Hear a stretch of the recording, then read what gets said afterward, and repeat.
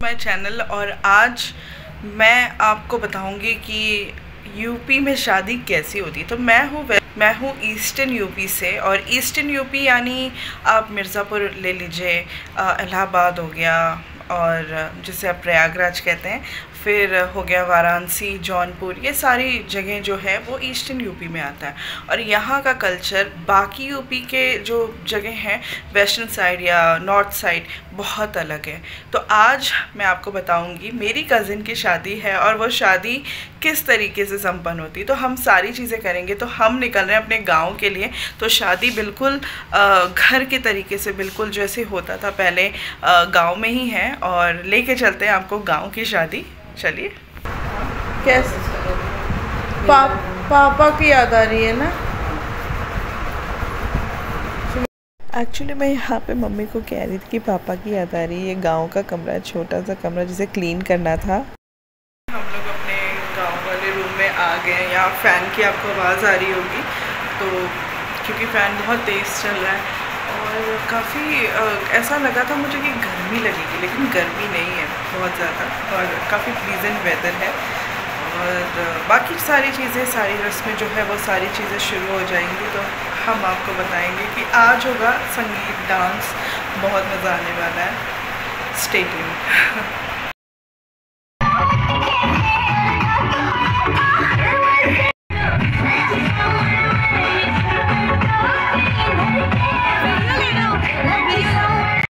जो है बहुत ही पुराना वाला घर था हमारा, जहाँ पे मेन शादी हो रही है। अब देखिए गांव में ना ऐसे ही सब एंजॉय करते हैं, अपना खुद का मंडप बना लिया, मेहंदी हो रही है और डांस कर रहे हैं, बहुत मज़ा आ रहा था।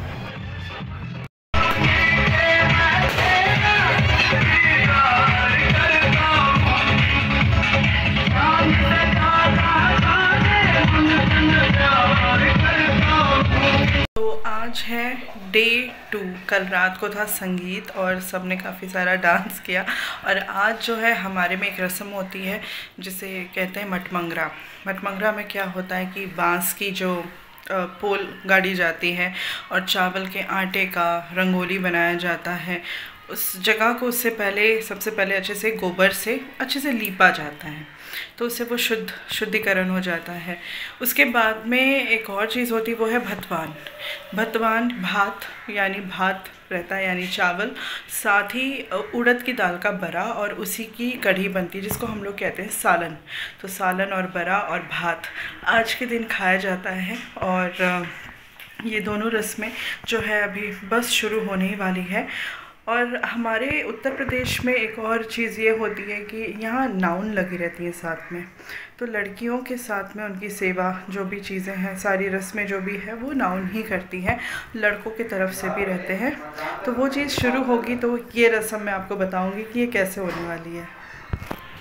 और यहाँ पे ना मैं और मेरा भाई जो है, ये हमारा घर है गांव का, और हम डिस्कस कर रहे थे कैसे आगे से कैसे स्टेज बनेगा, मंडप बनेगा। क्योंकि मेरी अपनी कज़िन, ये मेरी चचेरी कज़िन की शादी थी, मेरी अपनी सगी कज़िन की भी शादी है। और ये दूसरे दिन सुबह नाश्ते में था छोला और हलवा था, ड्राई फ्रूट्स डाल के, खूब बढ़िया सा हलवा था। यहाँ मम्मी बैठ के इंस्ट्रक्शन दे रही है। अच्छा, यहाँ मैं बता दूँ, पूरे आंगन को जो है ना गोबर से लीपा जाता है शुद्धिकरण के लिए, ताकि मंडप गाड़ा जाएगा। ये बांस का मंडप है। और आज के दिन ना मटमंगरा होने वाला है, तो ये मटमंगरा की तैयारी हो रही है। दुल्हन और बाकी लोग आज बैठ के सब खाएंगे पिएंगे। ये इस तरीके से पुराना घर है काफ़ी। अब शादी का घर है और औरतें इकट्ठा होके खूब सारी गॉसिप्स तो चलती ही रहती हैं वैसे।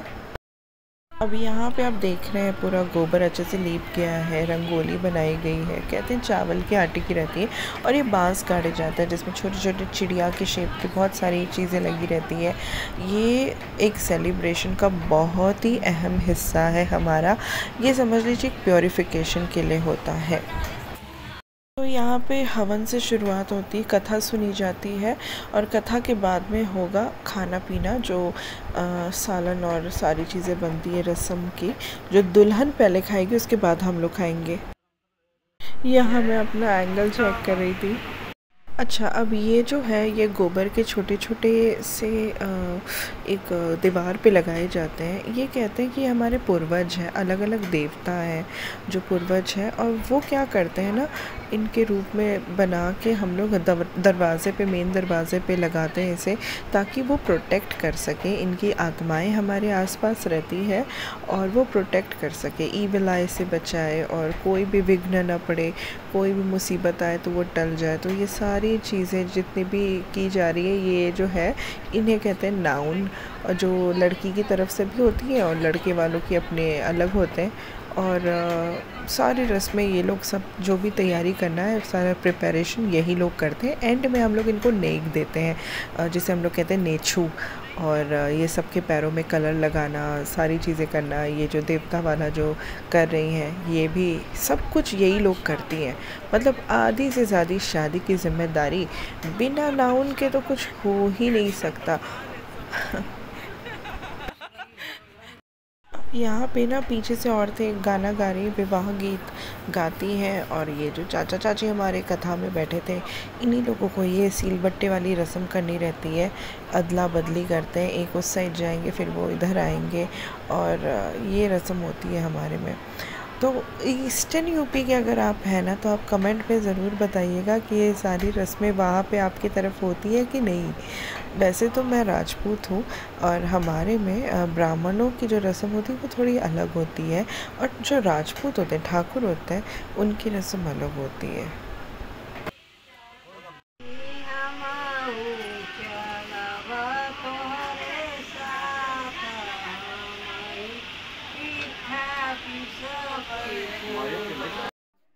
अब यहाँ पे ये जो रस्म है वो शुरू हो गई है, जहाँ पे दुल्हन बैठती है और उनके अगल बगल में कुंवारी लड़कियाँ बैठती हैं, और जिनका नंबर होता है ना नेक्स्ट शादी का, वो बैठती है। तो हमारे में एक और रस्म है, उतरी और चढ़ी, ये वाली रस्म हो रही है अभी।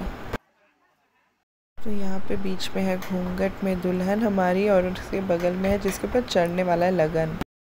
पीछे जो है वो भाई खड़ा होता है, तलवार के अंदर जो बरा बनता है उसको लेकर, ये भी एक रस्म में ही आता है। और जो बगल में है ना, वो कज़िन है मेरी। यहाँ दुल्हन जो है वो इमोशनल हो गई थी।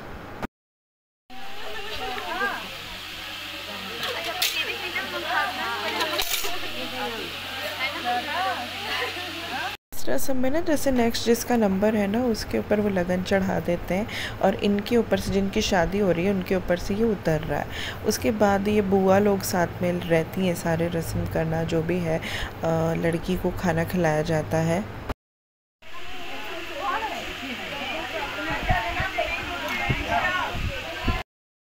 ये जो चावल का अक्षत फेंका जाता है घर के पीछे जाके एक जगह पे, जहाँ पे कहते हैं कि सब लोग नज़र उतार के दुल्हन की और घर की फेंक देते हैं वहाँ पर। यहाँ पे मैं फिर से कोशिश कर रही थी कि अच्छा एंगल सेट हो जाए, भाई लाइटिंग कहाँ से सही आ रही है। यहाँ पे ऐसे हम सब खड़े थे, और बहुत मज़ा आती है गांव की शादी में, बहुत सारी रस्में होती है। अब बारी थी हम लोगों की खाने की, सालन, बड़ा, चावल और दाल। सब उड़द की दाल का बना हुआ है और मसूर की दाल का बना हुआ है। तो भाई सारी रस्में हो गई। अब मैंने सोचा क्यों ना हमारी गांव की कुल देवी के दर्शन कर लिया जाए। तो मेरा कज़िन था और मैं उसके साथ जा रही थी अपने मंदिर।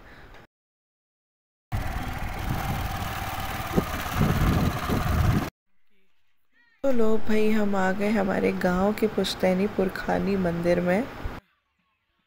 यहाँ मैं आप लोगों से ज़रूर बोलूँगी कि देवी माँ के दर्शन कर लीजिए, बहुत ही दुर्लभ है और बहुत ही ज़्यादा प्राचीन है, गांव की रक्षक है माता जी।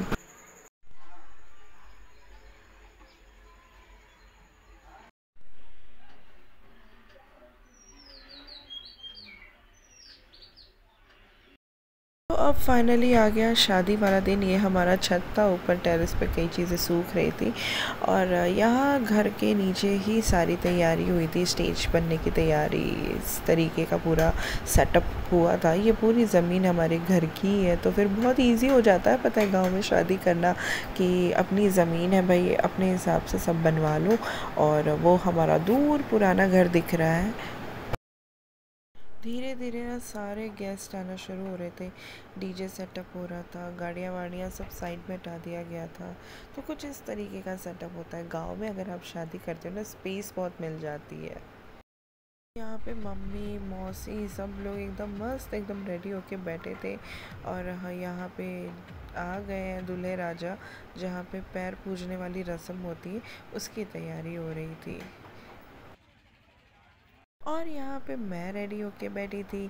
मुझे अच्छा लग रहा था काफ़ी रेडी होकर।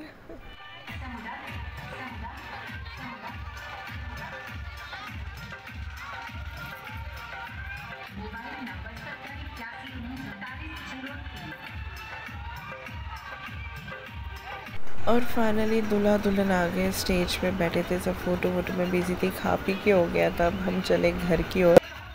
विदाई वाले समय क्या होता है ना, दूल्हे अंदर आते हैं और सब अपनी तरफ से मीठा खिलाते हैं, उन्हें गिफ्ट्स देते हैं। ये केवल दूल्हा अंदर आता है तब होता है, मतलब घर के प्रांगण में प्रवेश।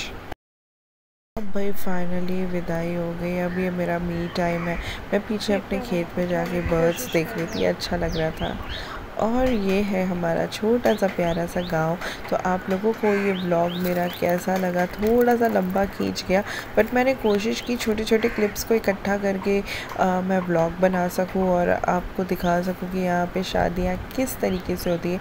तो अगर आप भी यूपी से हैं ना, तो मुझे ज़रूर बताइएगा कमेंट सेक्शन में कि आप कहाँ से हैं। और आप अगर यूपी से भी नहीं है, कहीं और से भी, तो वो भी बताइए कि आपके यहाँ पे शादी कैसी होती है। क्या ये रस्में कुछ मिलती जुलती है आप लोगों के यहाँ से? तो कैसा लगा आपको मेरा ये व्लॉग? आई होप सो आपको हमारा ये छोटा सा व्लॉग अच्छा लगा होगा। ये मंदिर हमारे घर के पीछे। फाइनली जाते जाते मैंने सोचा आपको हमारे गांव के दर्शन करा दूँ। ये मोर वोर बहुत ज़्यादा है यहाँ पे, और हनुमान जी के दर्शन कर लीजिए। उसके बाद हम करते हैं अपना व्लॉग समाप्त, और कोशिश करूँगी आगे गाँव के ना छोटे छोटे से व्लॉग्स और लेकर आऊँ। तो चलिए, बाय, टाटा।